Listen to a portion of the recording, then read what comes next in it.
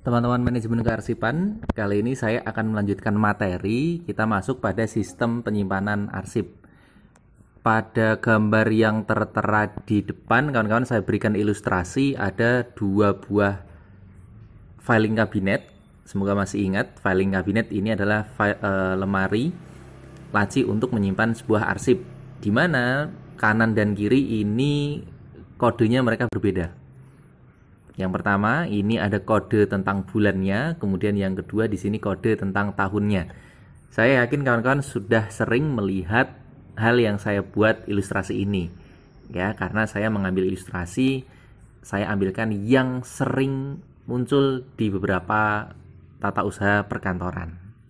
Nah, kali ini kita akan membreakdown masing-masing sistem penyimpanan arsip karena ada sebuah pertanyaan, Pak, kalau saya mau menyimpan arsip itu bagaimana saya harus menyimpannya? Harus berdasarkan apa?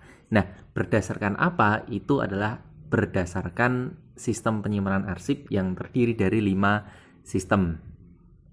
Nah, apa itu sistem penyimpanan kearsipan? Sistem penyimpanan kearsipan ini adalah suatu sistem yang dipilih untuk mempermudah kita dalam rangka meningkatkan efektivitas dan efisiensi penggunaan waktu, tempat, tenaga, dan biaya tentang kearsipan. Ingat, kita menyimpan arsip itu tujuannya adalah supaya arsip itu tertata, terawat, dan ketika akan dicari kembali, kita menemukannya dengan mudah. Nah, itu semua bisa kita lakukan dengan baik ketika arsip itu kita simpan dengan menggunakan sistem tertentu yang memang sudah kita pilih. Nah, Mari berikutnya kita lihat manfaat dari sistem penyimpanan arsip. Yang pertama, arsip jelas akan bisa tertata dengan rapi.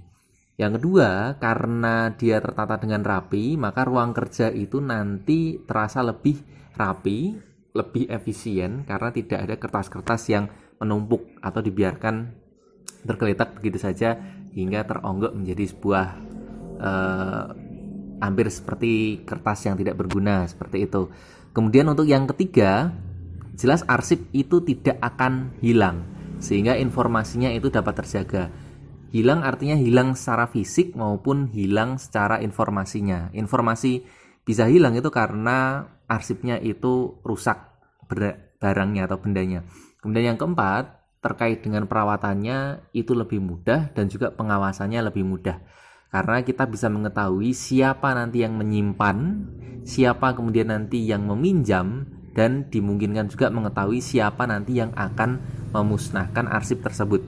Sehingga kalau ada apa-apa itu pasti ketahuan siapa orangnya yang sudah melakukan aktivitas pada sistem kearsipan tersebut. Kemudian nomor 5, ketika kita membutuhkan arsip tersebut sewaktu-waktu itu sangat mudah dibutuhkan karena sudah ditata dengan sedemikian rupa sehingga kalau kawan-kawan mencari sebuah arsip dari PT Garuda Indonesia misal, nah langsung menuju ke huruf G karena itu adalah Garuda Indonesia, dibuka laci G kemudian pasti nanti akan langsung ketemu. Itu salah satu contohnya. Beda dengan kalau kita menumpuk arsip asal ditumpuk begitu saja, kemudian kita mau cari arsip dari Garuda Indonesia, saya jamin pasti akan susah karena harus dicari satu persatu sehingga efisiensinya itu tidak ada, nilai efisiensinya tidak ada. Kemudian yang keenam, ketika kita nanti akan menyusutkan sebuah kearsipan karena masa simpannya sudah habis, itu bisa langsung diketahui dengan cepat mana arsip yang masih bernilai informasi dan juga mana arsip yang sudah tidak memiliki informasi yang aktual dan harus dimusnahkan. Sehingga nanti tidak ada salah pemusnahan.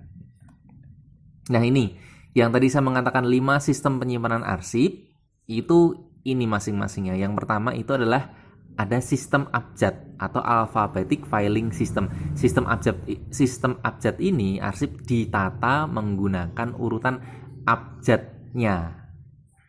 A, B, C, D seterusnya seperti susunan ketika kita mencari kamus ya. Kemudian yang nomor 2 ada sistem subjek atau subject filing system. Sistem subjek ini arsip ditata sesuai dengan subjeknya masing-masing. Subjek itu bisa diambil inti permasalahannya atau kalau di dalam surat kita mengetahui ada perihal. Nah, perihal itu adalah subjek. Apakah disimpan sesuai dengan subjek undangan, pemberitahuan, atau mungkin klarifikasi yang lain. Kemudian yang ketiga ada sistem kronologi atau chronological filing system. Sistem kronologi ini adalah urutan waktu. Urutan waktu itu berkaitan dengan tanggal, bulan, dan tahun. Jadi itu diurutkan sesuai dengan pengelompokan tanggalnya, bulannya, atau tahunnya. Yang keempat, ada pembagian sistem wilayah atau geographical filing system, di mana arsip tersebut dibagi sesuai dengan wilayah-wilayah yang sudah kita tentukan. Contoh, Jawa Tengah, ada Semarang, ada Kudus, ada Pati, dan seterusnya. Ya. Kemudian yang kelima adalah sistem nomor, numerical filing system. Sistem ini menggunakan kode-kode nomor yang biasanya sudah diklasifikasi atau sudah dibagi dengan ketentuan tertentu, ya, sehingga 000, 010, 020 dan seterusnya itu adalah kode nomor. Nah, ini sistem penyimpanan arsip ini pilih salah satu, ya, sesuaikan dengan tipe kegiatan administrasi organisasi kita. Artinya apa? Kalau surat yang sering kita dapatkan di organisasi kita itu lebih banyak berupa nama, baik nama perseorangan atau nama perusahaan, maka baiknya disimpan dengan menggunakan sistem abjad.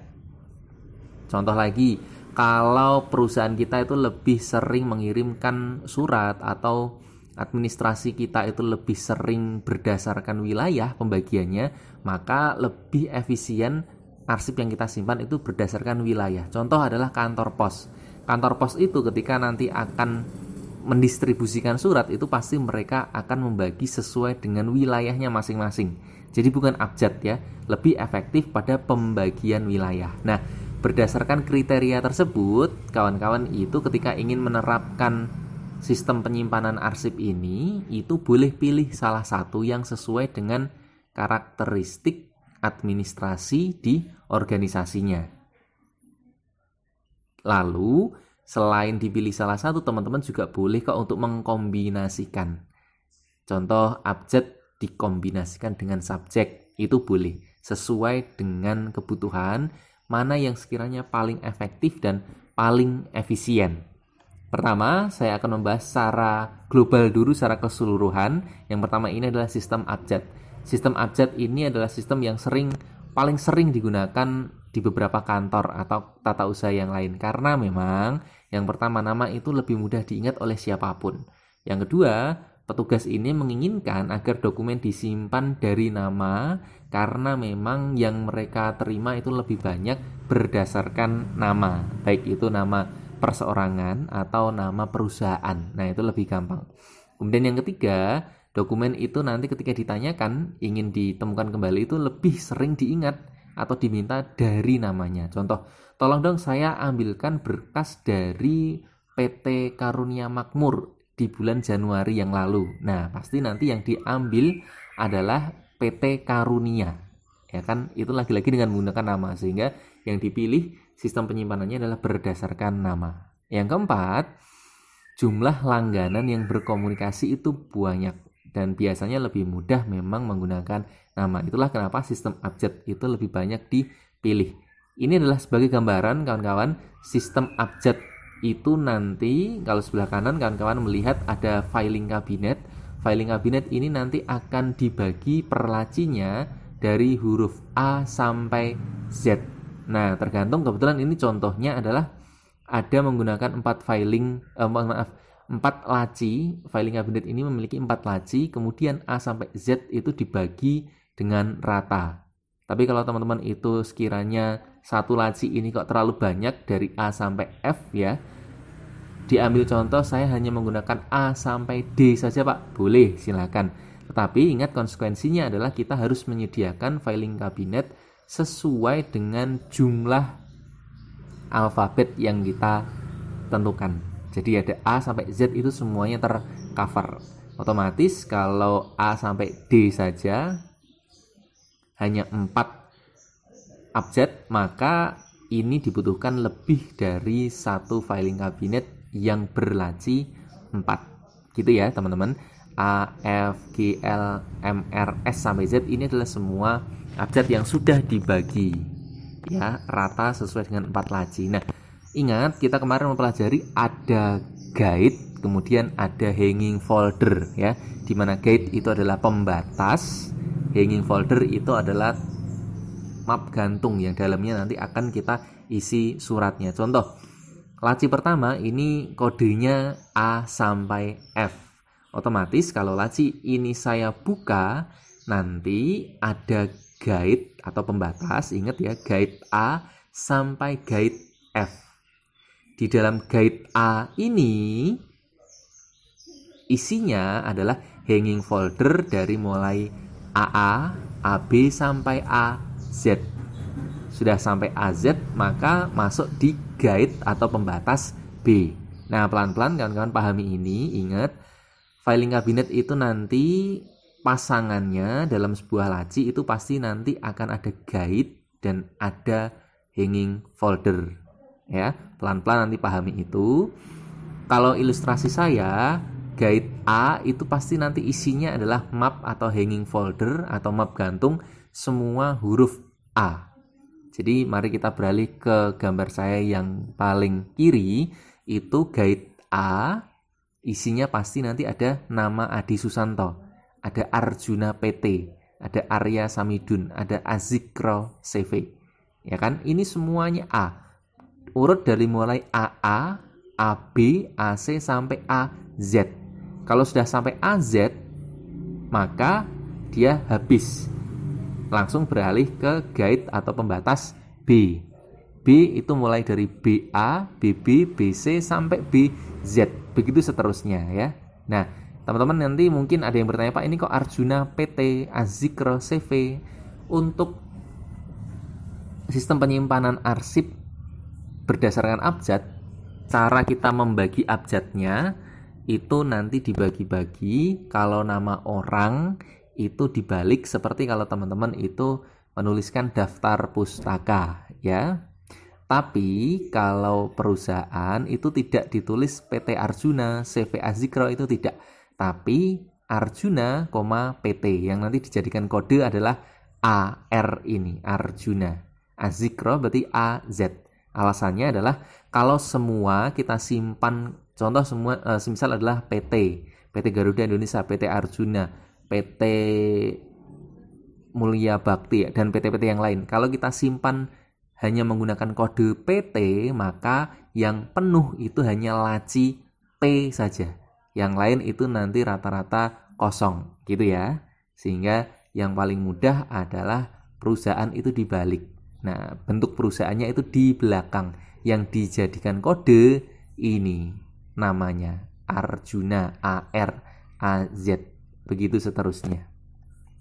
Kemudian yang kedua ada sistem subjek. Sistem subjek tadi saya menyebutkan ini adalah sistem yang berdasarkan subjek atau masalah pokok atau perihal. Atau masalahnya itu apa sih, sebuah surat kan gitu.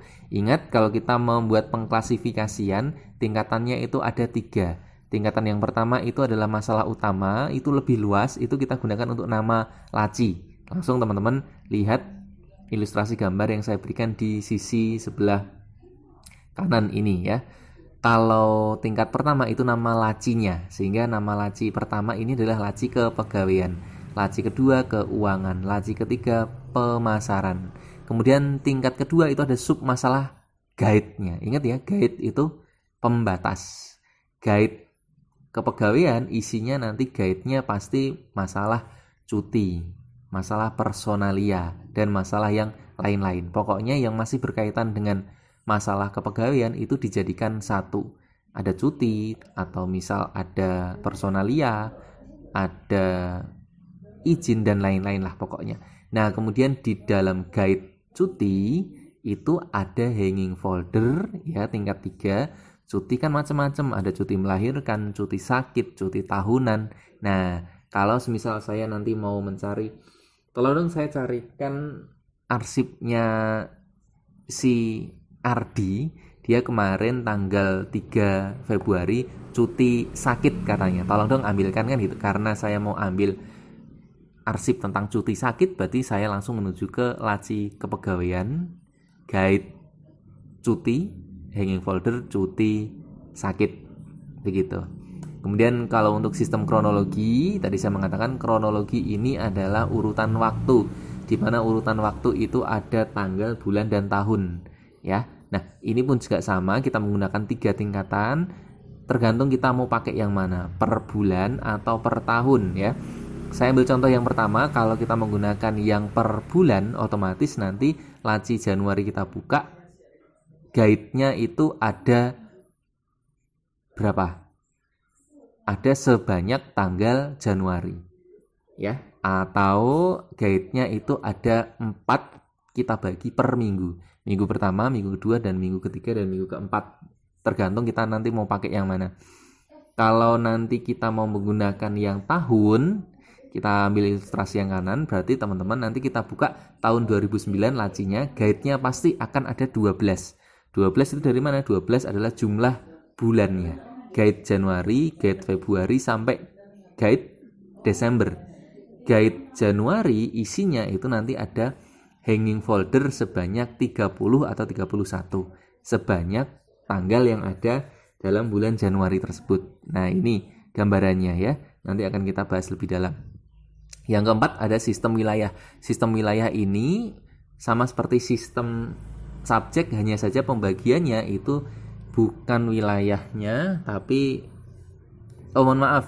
pembagiannya bukan permasalahannya, tapi lebih ke wilayahnya.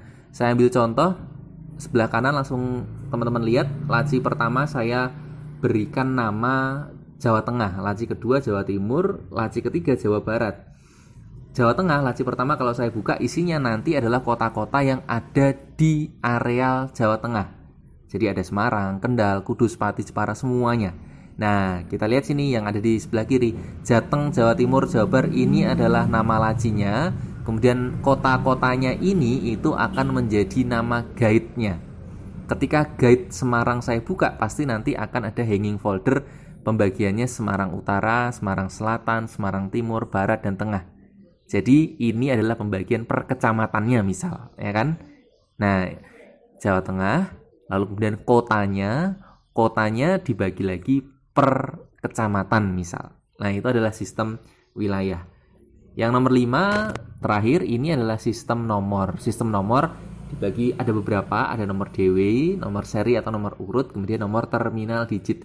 Ini juga kadang ada yang memakai, tetapi kalau tidak paham begitu detail tentang sistem nomor, karena klasifikasinya itu harus ditentukan dengan baik, biasanya jarang menggunakan. Tapi kalau teman-teman itu mau menggunakan sistem nomor pun tidak apa-apa, karena memang itu salah satu dari sistem penyimpanan kearsipan. Gambar yang saya berikan adalah ini contoh. Kalau di kode 000 ini adalah semua hal yang sifatnya tentang umum, klasifikasi umum. Kalau kode 003.3 itu tentang hal-hal yang sifatnya lain lagi. Ini contohnya, ya. Nah, silakan dipahami perlahan, ya, karena nanti pada penjelasan selanjutnya saya akan mulai membahas masing-masing sistemnya. Kemudian nanti kita akan melakukan mini praktiknya dengan instruksi yang lebih jelas lagi.